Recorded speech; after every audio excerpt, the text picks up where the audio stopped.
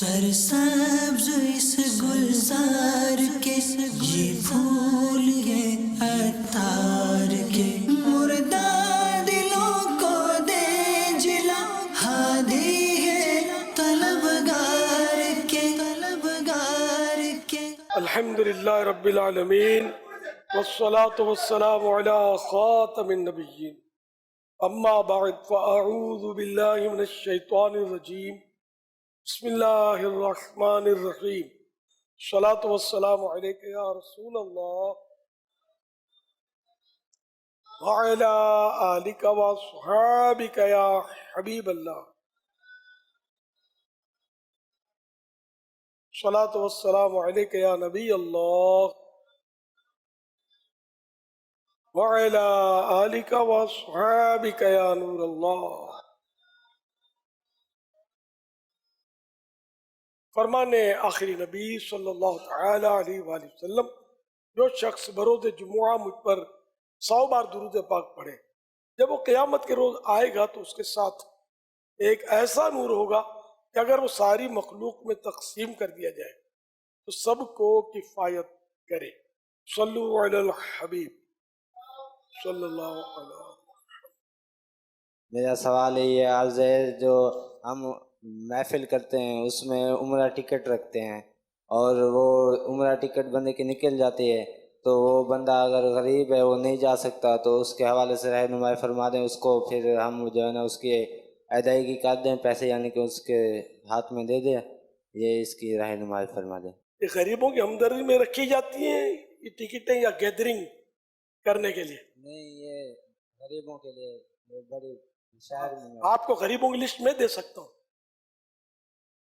کیا اتنی پبلک جمع کرنا، وہ اتنا خرچہ کرنا، محفل ویسے ہی کر رہے ہیں، غریب ہم لوگوں سے لے لیں۔ ہاں بھائی، کون کون غریب مدینے جانا چاہتا ہے؟ ان میں سے بیٹے چھانٹی کر لو آپ۔ یہ گیدرنگ کے لیے اٹریکشن دیا جاتا ہے کہ زیادہ سے زیادہ لوگ جمع ہوں اور پاسپورٹ یا شناختی کارڈ یا جو بھی کوئی ان کی ترکیب ہے یہ پہلے سے لے لیے جاتے ہیں، اتنے بجے تک جمع ہونے چاہیے، اور بالکل آخر میں جب لوگ فجر کی نماز کے لیے جا رہے ہوتے ہوں گے نا، اس وقت ڈرا ہوتا ہوگا، اعلان ہوتا ہوگا، بیچ میں دے دیں گے تو یہ قوم تو چلی جائے گی لے کے۔ عمرے کے ٹکٹ اس طرح دینا جائز ہے، لیکن غریبوں کے لیے دیتے ہیں یہ تھوڑا سمجھ میں نہیں آتے ہیں۔ غریبوں کو تو بغیر اس کے بھی دیے جا سکتے ہیں، لیکن جیسے میں نے آپ کو طلباء کرام ہمارے اس میں ایک تعداد ہوگی جو غریب ہوں گے۔ بڑے بڑے مالدار لوگ کہاں ساری ساری رات بیٹھیں گے یار، کم بیٹھتے ہیں۔ غریبوں میں دین کی محبت، درد، جذبہ، یہ تجربہ زیادہ ہوتا ہے۔ ہمارے پاس بہت غریب ہے، دعوت اسلامی جو غریبوں کی زیادہ ہے، غریب ہی غریب بنے ہوئے۔ آپ پوچھنا ہے کیا تھا، یہ بات میری ذہن میں رکھے گا۔ اگر ایسا واقعی آپ کو پتا نہیں تو یہ نہیں کہ یہ غریبوں کے لیے رکھی جاتی ہے۔ یہ گیدرنگ بڑھانے کے لیے محفل کامیاب ہے، لوگ اس کو کامیاب سمجھتے ہیں جس میں پبلک زیادہ ہو۔ کامیاب ہوتی ہے جس سے رب راضی ہو۔ حقیقت میں تو یہی ہے نا، محفل وہ کامیابی اس پہ رب راضی ہو، اس کے حبیب خوش ہوں، وہ کامیاب۔ باقی لاکھوں بھی ہم جمع کر کے وہ نمائشیں کریں اور رب ہی ناراض ہے، راضی نہیں ہے، خالی خرچہ ہی سر پہ پڑے گا۔ اگر خدا نہ خدا ریاکاری کے لیے کرتا تو مزید عذاب کا بھی حقدار۔ اچھی اچھی نیت اللہ نصیب کرے۔ عمرے کا ٹکٹ دے کر جمع کرنا اور اللہ اور رسول کی محبت میں لوگوں کو جمع کرنا، یہ دونوں میں فرق تو ہے۔ تو عمرے کا ٹکٹ دیتے ہیں وہ جائز ہے، اس کو ناجائز نہیں کہہ رہا۔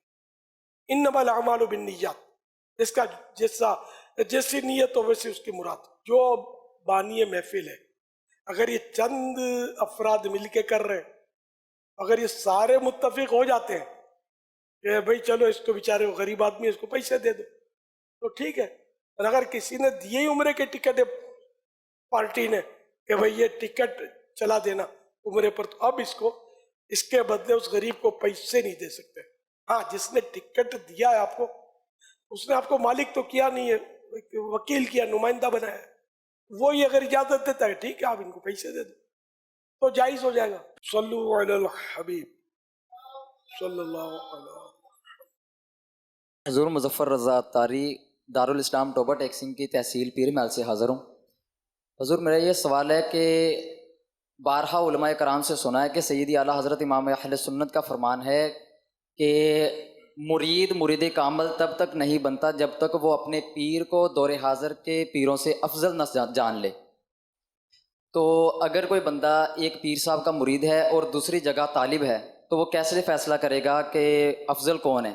جس جگہ وہ طالب ہے ان کو افضل سمجھے گا یا جس جگہ پہ وہ بیت ہے ان کو افضل سمجھے گا؟ اور بندہ ایک سے زیادہ جگہ پہ طالب ہو سکتا ہے یا نہیں؟ جزاک اللہ خیرہ. افضل جو ہے نا، افضل کا معنی ہوتا ہے اللہ کے نزدیک اس کا مقام زیادہ ہے. افضل ثواب میں زیادت ہونا، وہ کثرت ہونا، یہ اور چیز ہے، اور فضیلت زیادہ ہونا، افضل ہونا، یہ اور چیز ہے. تو اب جس کے ہاتھ پر یہ مرید ہوا تو کچھ سوچ سمجھ کر ہی ہوا ہوگا، اگر ہوا ہے تو اس لیے وہ اعلیٰ حضرت نے جو لکھا غالباً اس طرح کا لکھا تو ہے. اب افضل جاننا ہے، یہ نہیں کہ وہ دوسرے کی توہین کرے. اب یہ اللہ کو معلوم ہے کہ وہ اس کا جو پیر ہے وہ افضل ہے، یا علم الہی میں کیا اس کے بارے میں طے ہے، یہ تو کچھ بھی نہیں پتہ اس کی خفیہ تدبیر کیا ہے. تاہم یہ کہ اعلیٰ حضرت نے جو ارشاد فرمایا وہ درست ہے. ہم کیا درست کہیں گے؟ اعلیٰ حضرت نے ہم کو درست کیا ہے، ان کا کرم ہے. تو اب دوسرے کے ہاتھ پہ اثر، یہ اس کے طالب ہو گئے، اس سے متاثر ہو تو اس سے طالب ہو گئے. یہ مطلب میں کسی کا طالب نہیں ہوں، اور جو مطلب یاد پڑتا ہے میں طالب غالباً نہیں ہوں کسی کا.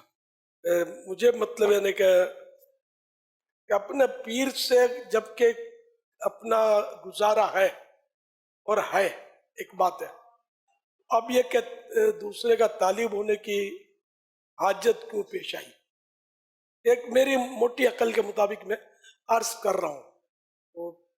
ورنہ یہ کہ اب چونکہ اب اتنا علم نہیں ہے، نہ طریقت کی ہمیں تربیت ہے، نہ کچھ بھی نہیں ہے. ایسا لوگ ہے بھائی، یعنی کہ بظاہر یعنی کہ کسی کا ظاہر دیکھ کر متاثر ہو جاتے ہیں. طریقت اور یہ کچھ سمجھ اتنی پڑتی نہیں ہے، عام لوگوں کو بہت کچھ سمجھ نہیں آتی.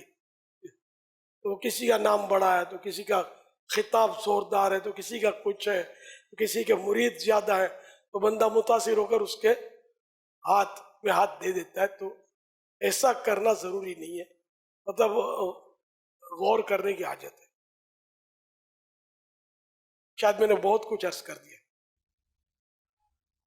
جزاک اللہ خیرہ. وَإِيَّاكُمْ. حضور دین پر استقامت اور ایمان پہ موت کی دعا. اللہ ہم سب کا ایمان سلامت رکھے. آمین. صلو علی الحبیب صلی اللہ علیہ. ذمہ داران کو کن کن چیزوں کی احتیاط کرنی چاہیے، اس پر کچھ شفقت فرما دیں. شعبہ تاجران میں جو بھی ہیں وہ ظاہر ہے وہی مخلوق ہے جو دیگر شعبوں میں ہوتی ہے. سب کا طریقہ کار تو ایک ہی ہے، دعوت اسلامی کے 12 دینی کام. 12 دینی کام اگر آپ سمجھانے میں کامیاب ہو گئے تو سمجھو کہ آپ کا شعبہ تاجران بھی کامیاب ہے، تعلیمی شعبہ بھی کامیاب ہے، سارے شعبے کامیاب ہو جائیں گے. اور 12 دینی کام کو پس پشت ڈالا اور ہر ایک نے اپنی اپنی لوجک کے مطابق کام کیا تو شاید کام نہیں ہوگا، ناکام ہوگا. تو ان کو تاجران کو بھی مدنی قافلوں میں سفر کرنا ہے. یہ 12 دینی کام میں سے ایک دینی کام یہ ہے، نیک اعمال پر عمل کر کے، رسالہ جو ہے اپنا عمل کر کے روزانہ اپنے اعمال کا جائزہ لے کر ان کے خانے پر کر کے ہر مہینے کی 1 تاریخ کو جمع کروانا، یہ ایک نیک کام ہے. علی حاذا القیاس 12 یعنی کہ دینی کام ہے. یہ سب کو کرنا ہے. ذرا کوئی یہ تو نہیں کہ یہ نیک عمل پر عمل نہ کرے، اب اس نے ساری منزلیں طے کر لی ہیں، اس کو مدنی قافلوں کی ضرورت نہیں ہے، اس کی اصلاح ہو چکی ہے. ایسا نہیں ہے. ہم سب کو مطلب اس کی ضرورت ہے. مجھے سب سے زیادہ ضرورت ہے اصلاح کی. میں نے بھی یہ سوچنا اور آپ نے بھی یہ سوچنا ہے، ٹھیک ہے نا؟ تو اس طرح انشاءاللہ سب کرتے رہیں گے. ہفتہ وار اجتماع میں حاضری، یہ بھی ایک دینی کام. मदनी मुज़ाकरे की हाजिरी, ये भी दीनी काम, हफ्तावार रिसाला पढ़ना, ये भी एक दीनी काम है ना। तो इस तरह ये सारे दीनी काम जो है, मदरसतुल मदीना, बालिगान वगैरह वगैरह, तो ये सारे दीनी काम करते रहे, ताजिरान भी और मुलाजिमीन भी, सब के सब। तो इंशाअल्लाह सबको मंजिल मिल जाएगी। हमारी मंजिल है मदीना, और वाया मदीना जन्नत इंशाअल्लाहुल करीम। साजर अक्सर जब जाते हैं तो अपनी मसरूफियत का बहुत ज़्यादा बताते हैं कि हमारे पास टाइम नहीं है। तो जब दावत इस्लामी शुरू हुई ना, तो उस वक्त तो ना शोबे, कोई भी एक भी शोबा नहीं था। उस वक्त भी लोग यही कहते थे हम बहुत मसरूफ हैं। आपको तो कुछ नहीं कहा होगा, मैं तो यहाँ तक मैंने सुनी ये बातें, मैं यहाँ मरने की फुर्सत नहीं है। मलकुल मौत आपको पूछेंगे कि टाइम है आपके पास। ये इस तरह भी सुना है लोगों से, मरने की फुर्सत नहीं है, एक घड़ी की फुर्सत नहीं है, फुला की फुर्सत नहीं। तो ये लोग बोलते हैं, इनकी हमें ज़हनसाज़ी करनी है, मोहब्बत से, प्यार से इनको समझाना है। आखिरत की तैयारी है ना। नमाजों का टाइम नहीं है तो फिर कैसे होगा? फिर नमाजों का भी टाइम नहीं होता इन लोगों का। गाहक बहुत होते हैं तो कज़ा कर देते हैं, जो नमाजी होते हैं बाज वो भी कज़ा कर देते हैं। इसलिए वो समझाना समझाना समझाना, वज़क्किर फ़इन्न ज़िक्रा तनफ़उल मुमिनीन, कुरान करीम में। और समझाओ कि समझाना मुसलमानों को फ़ायदा देता है। सल्लु अलल हबीब सल्लल्लाहु अलैहि मुहम्मद। या सैयदी, मेरा ये सवाल है, मेरी मोबाइल की शॉप है, उसमें मोबाइल सेल करते हैं, न्यू भी सेल करते हैं और पुराने भी सेल करते हैं, और कुछ देर बाद फ़ोन कस्टमर वापस लेकर आ जाता है, जबकि उसमें कोई फॉल्ट भी नहीं होता। तो उसमें हमने रसीद के ऊपर लिखा होता है कि इसमें 25% काट की जाएगी वापसी पर। क्या वो काट करना जायज़ है? ये शर्त तो समझ में नहीं आ रही। अलबत्ता ये कि जब वो सौदा कंप्लीट हो गया दोनों तरफ से और इसने खरीद लिया, अब वापस वो लेकर आता है कि इसको वापस रख लो, तो अब अगर आप इसको पैसे दे देते हैं इसके, तो ये एहसान करते हैं, सवाब का काम है। अब 25% का नहीं है, फिर अगर दोबारा तो नया है कि सौदा होगा ये कि भाई हम इतने में लेंगे, वो बोलेंगे इतने दे दो, है ना, बार्गेनिंग की, तो जो तय हो गया ये है ना। 25% की कैद तो समझ में नहीं आ रही। मार्केट का वो असूल है, वो हमने ना रसीद के नीचे लिखा होता है। ये तो बहुत बहुत कुछ लिखा होता है कि चोरी हो गई तो हम जिम्मेदार नहीं है, तो टूट फूट हो गई तो हम जिम्मेदार नहीं है। तरह तरह की शराइत लोग लिख रहे होते हैं। इनको चाहिए कि उलमा से पूछ ले कि हमने ये शराइत लिखी है, आया ये दुरुस्त भी है कि नहीं है। कई शराइत बातिल होती हैं। अब तो दारुल इफ्ता अहले सुन्नत हमारी रहनुमाई के लिए तशरीफ फरमा है, तो उलमा से, अपने दारुल इफ्ता अहले सुन्नत से अपना जो भी है ना काम काज इसकी स्कैनिंग करवा ले। जो भी आपने ये रसीदें और जो फरमाई ना, ये इनको दिखा देंगे। ये जो फरमाए कि भाई ये रखो, ये शर्त मत रखो, तो ठीक है कि वापस वो आएगा तो इसकी आप सजा दे रहे हैं 25% की, और ये शायद वो मुफ्तियान इकराम यही फरमाएंगे कि ये शर्त दुरुस्त नहीं है। नया सौदा जो भी तय हो जाए, आप ना लें कि मुझे नहीं लेना, तब भी आप पर कोई जरूरी नहीं कि अभी ये वापस आया है तो इससे ले ही लें। लेकिन ये अगर आप उसकी कीमत में ले लेते हैं तो ये एहसान होगा, कार्य सवाब है, एक मुसलमान की दिल जोई होगी। लेकिन वो डिब्बा पैक फ़ोन खुल जाता है तो वो दोबारा हमारा उतने का सेल नहीं होता, उस बारे में क्या इरशाद फरमाते? अब वो एक अलग सूरत है। लेकिन मैंने जो अर्ज किया वो अपनी जगह पर कि अगर ऐसी चीज़ें भी, खाली मोबाइल का नहीं है ना, और बहुत सारी चीज़ें कि जिनके डिब्बे नहीं खुलते, खुले तो वापस बासानी बंद हो जाते, और वो चीज़ ऐसी है कि सेकेंड हैंड भी नहीं होती। वो गया कुछ कदम चला, बोला अब ये मुझे नहीं चाहिए, मिसाल के तौर पर, या बिल्कुल फ्रेश वो चीज़ लेकर आ गया, ये पैदा नहीं हुआ उसमें, और आप ले लें तो आप सवाब का काम है, ना लें तो आपकी मर्जी है। या कम ज्यादा में सौदा होता है तब भी जायज है, ना लें तब भी जायज है, मैं नहीं लेता। ये भी तो लिखते हैं کہ خریدا ہوا اگر آپ نے دکان سے گئے اب واپس نہیں ہوگا سودا، یہ بھی لکھتے ہیں۔ یا سیدی میرا سوال یہ ہے کہ جامعۃ المدینہ کے اندر اور اس کے علاوہ بھی مطالعہ کیا جاتا ہے، تو مطالعہ کرنے کے ساتھ ساتھ بندے کا علم بھی بڑھتا ہے، تو علم بڑھنے کے ساتھ علم تو بڑھتا ہے لیکن بندے کا عمل کم ہوتا جاتا ہے۔ جس طرح بندے کا علم بڑھتا جا رہا ہے اسی طرح بندے کا عمل جو ہے وہ کم ہوتا جا رہا ہے۔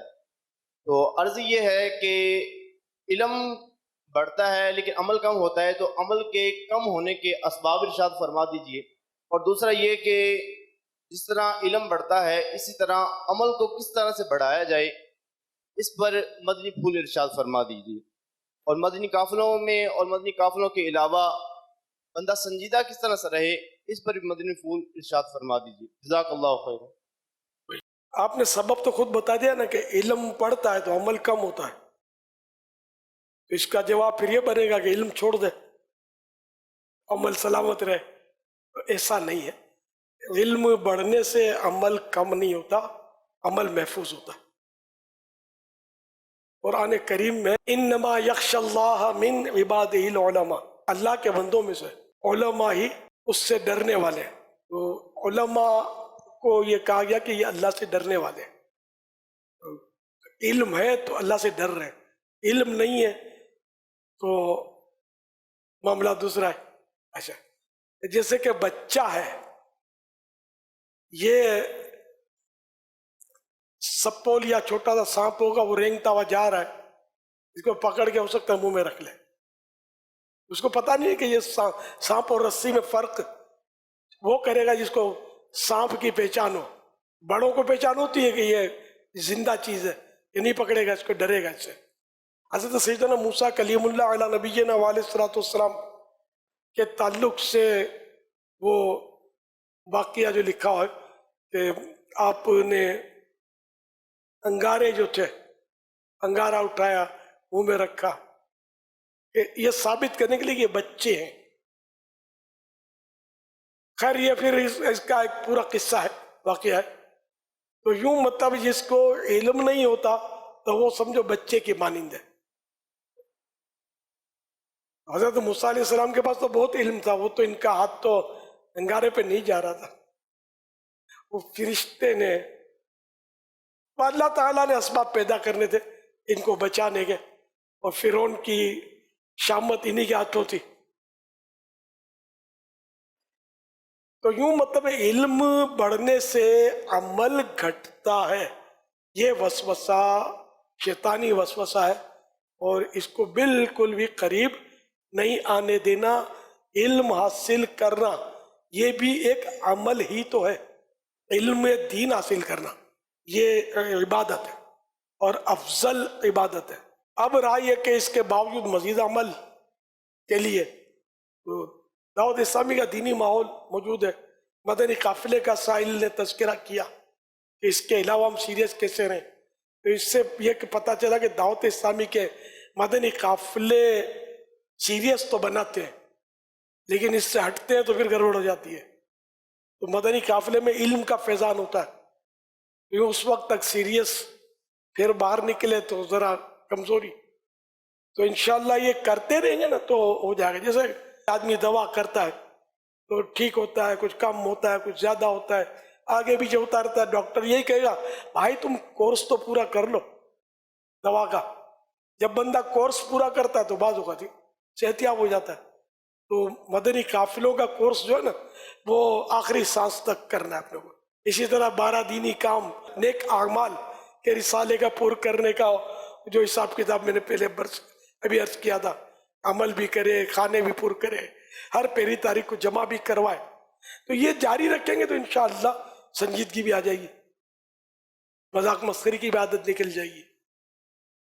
تو شیطان کے وسوسوں میں آ کر تو کوئی نیک کام چھوڑنا نہیں ہے کہ میں اب کیا کروں، کیا میں تو صحیح ہوتا ہی نہیں۔ ارے یہ جو کام کر رہی تھی تو ثواب کا کام تھا نا، تو اس کو چھوڑو گے تو کون سے صحیح ہو جاؤ گے؟ الٹا یہ ثواب کا جو کام کر رہے یہ بھی ہاتھ سے نکل جائے گا، تو نقصان میں ہی اضافہ ہونا ہے۔ नेकी के काम छोड़ने से। अल्लाह करे दिल में उतर जाए मेरी बात। सल्लु अलल हबीब सल्लल्लाहु अलैहि मुहम्मद। मेरे अहले सुन्नत की बारगाह में सवाल अर्ज था। इमाम गज़ाली रहमतुल्लाह अलैह ने इहयाउल उलूम के अंदर जो ज़ुहद के हवाले से अक़साम बयान की हैं, जैसे लिबास में ज़ुहद इख्तियार करना या खाने में या मकान वगैरह में, तो फ़ी ज़माना इन पे अमल कैसे मुमकिन है? ज़ुहद इख्तियार करना, मकान, लिबास और ग़िज़ा। तो पहले लोग जिस तरह करते थे, पहले का रहन सहन का अंदाज अलग था, सवारियों का निज़ाम अलग था।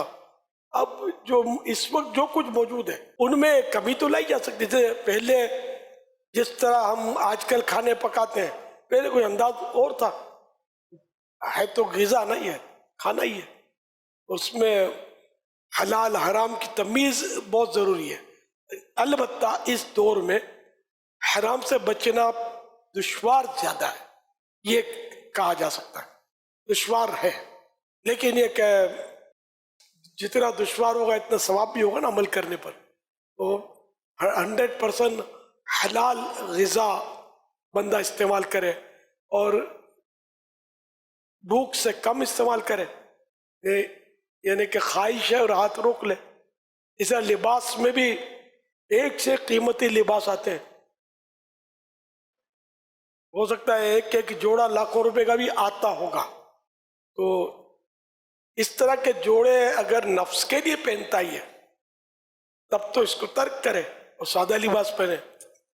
और बाद वक़्त कीमती लिबास पहनना भी नफ्स के लिए नहीं होता, अल्लाह पाक की नेमतों का इजहार करना चाहता है। तहदी से नेमत के लिए कोई पहनना, जो मसाइल जानता है उनको पता है, तो जो मतलब अगर कोई तहदी से नेमत के लिए उम्दा लिबास पहनता है कि अल्लाह ने इसको माल दिया है, दौलत दी है, तो इसके इजहार के लिए तो ये भी इसको कार सवाब है, उम्दा लिबास पहनना भी। और ये ज़ुहद के मुनाफी तो नहीं जाएगा, उलट तो नहीं हो जाएगा ज़ुहद के। तो इन्नमल अअमालु बिन्नियात। इसी तरह रहन सहन के ताल्लुक से अब प्यारे आका सल्लल्लाहु अलैहि वसल्लम का जो मकान आली शान, जो अर्श से भी बुलंद, ठीक है ना, लेकिन ज़ाहिरी तौर पर छत मुबारक, और ज़ाहिरी तौर पर हमको तो 10x10 के कमरे तो बहुत छोटे लगते हैं, इतने तिक कोठड़ी लगती है। हालांकि आप जो समझदार आदमी है वो समझेगा, इसको गौर कर ले, मदीने अल्लाह आपको ले जाए, नहीं किया तो। जहाँ प्यारे आका सल्लल्लाहु अलैहि वसल्लम का मज़ार फायजुल अनवार है, यहाँ आप आराम फरमाएं, कब्र अनवर। ये हजरत बीबी आयशा सिद्दीक़ा रज़ियल्लाहु अन्हा का मकान आली शान, अर्श निशान।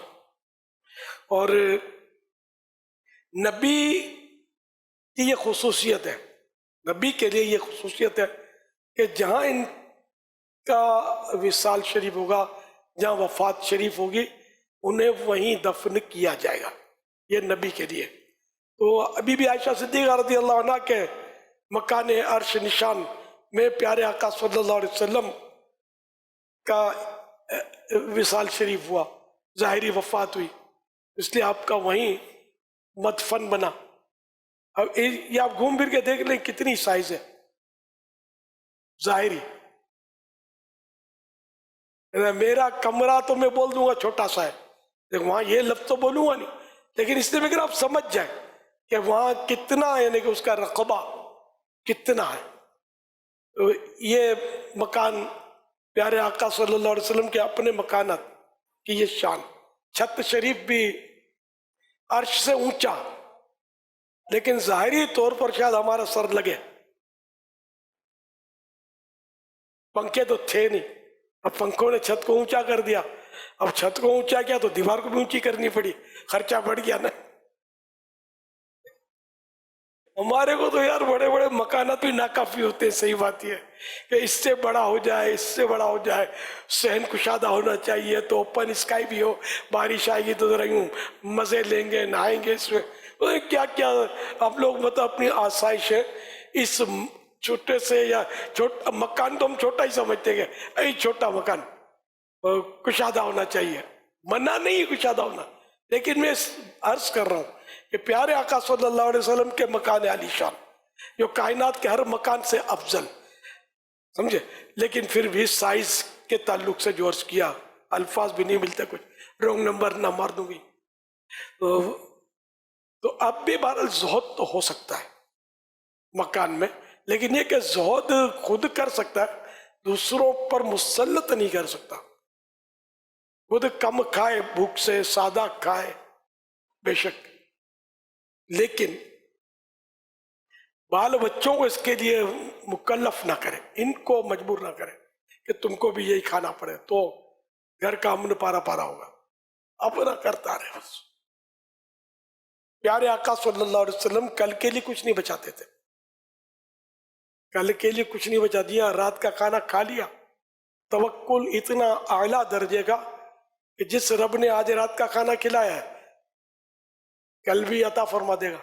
ویسے دن میں ایک بار پیارے آقا صلی اللہ علیہ وسلم کھانا کھاتے تھے، ٹھیک ہے نا، اور جس نے آج کھلایا وہ کل بھی کھلا دے گا، بچا کر نہیں رکھتے تھے. لیکن اہل بیت کو، اپنے گھر کے جو افراد تھے، ان کو سال سال بھر کا خرچہ عطا فرما دیتے تھے. اس پہ ہمارے لیے درس ہے کہ خود جو بھی کرنا ہے ٹھیک ہے، مشقت برداشت کرنی ہے، ریاضت کرنی ہے، کرے. گھر کے افراد کو اس کا مکلف نہ بنائے، اس کا پابند نہ بنائے. صلو علی الحبیب صلی اللہ علیہ وسلم. سرسبز اس گلزار کے یہ پھول